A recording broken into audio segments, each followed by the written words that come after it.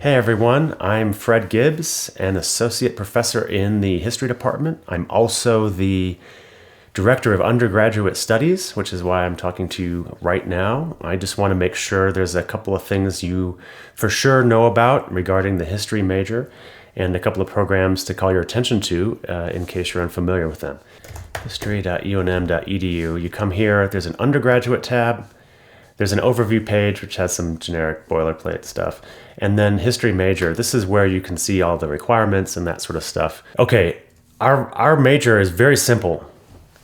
4 lower division courses and 8 upper division courses. I'm looking at this right here.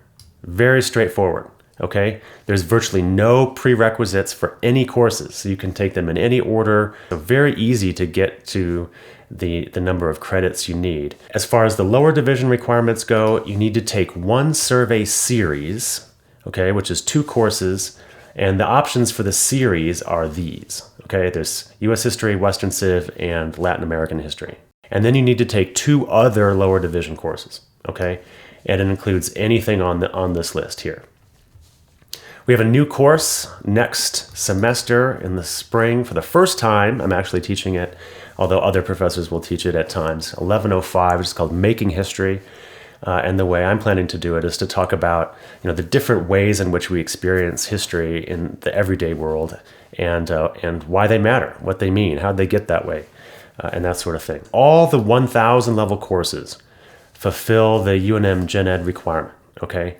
The History of New Mexico and the Eastern Civilizations courses, they don't fulfill the Gen Ed requirement, but everything else does. So that's it for that. One thing that's not advertised very strongly or emphasized here on the webpage is that we are very flexible about requirements. If you are a junior or senior who's doing a lot of upper division courses and you have 1 lower division course to go, but you've been taking upper level courses and it doesn't seem really useful for you to go into Western Civ 1. We can get around that requirement, okay? So you should talk to Manny, you should talk to me, and we'll work it out. So we're flexible. Upper division requirements, you need to do 8 upper division courses, and there's no difference between 300 and 400 level courses. They're the same in terms of difficulty, requirements, expectations, and so on. We have a lot of courses. We need a lot of numbers. There's no prerequisites for any of these courses. You can take them in any order. You can take whatever topics you want, whatever time periods you want, put together what seems interesting and useful for you. As part of the 8 course requirements, you need to take either 491 or 492.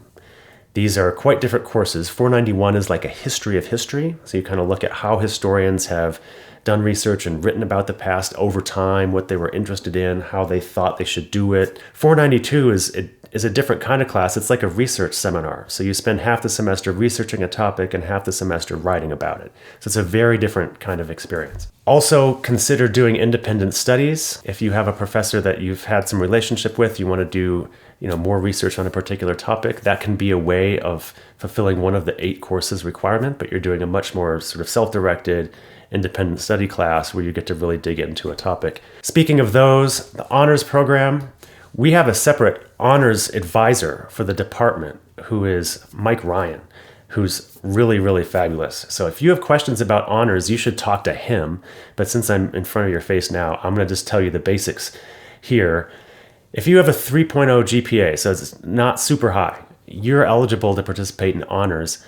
And what that means is you have to take this 4-course sequence, 491, 2, 3, and 4, as part of the 8 courses that are required for the major. So you don't have to do extra work. You just have to do these 4 courses as part of the work. And what you do in 491 and 492, I already described those, but 493, you spend a semester researching a particular topic with a professor, and 494, you write a paper. So you kind of get an independent study experience as part of the honors program. It's a great opportunity to work with the professor and get experience doing the research, building bibliographies, analyzing historical sources, writing about them, crafting arguments, using evidence, citing it, and so on. So again, if you're going into graduate school in any of the humanities, law school, anything where you have to show ability to research and write and communicate effectively, this is a great way of doing that. So please keep that in mind.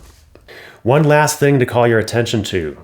We have a shared credit program in the history department, which means that you can get your bachelor's degree and your master's degree in 5 years.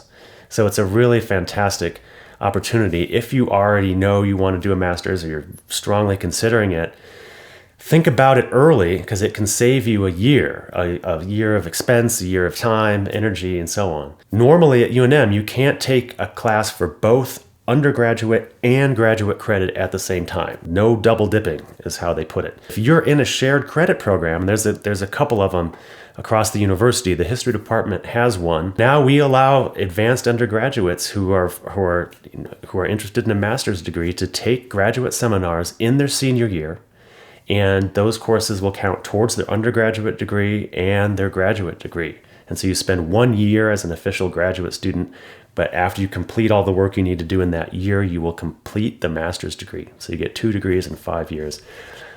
There's a shared credit page, which has all the information, requirements, and so on. There's a flyer that has a sort of a compressed view of all the information. It's the same as what's on the web page, so use whatever is most useful for you.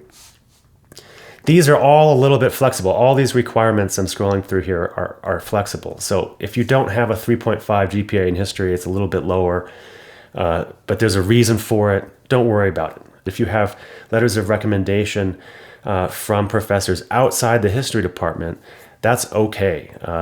We strongly encourage you to get letters of recommendation from within the department because we want to know you already can do well in history seminars before we invite you to participate in graduate seminars. But everything is flexible, okay? So let me know if you have questions. I'm on this page. I'm on lots of pages in the history department website as the undergraduate director. So please don't hesitate to be in touch.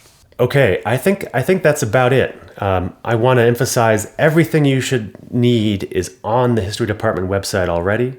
But if there's anything that's unclear, if you can't find what you need, if something seems to be missing, if there's something contradictory, please don't hesitate to get in touch. Everything's flexible, okay?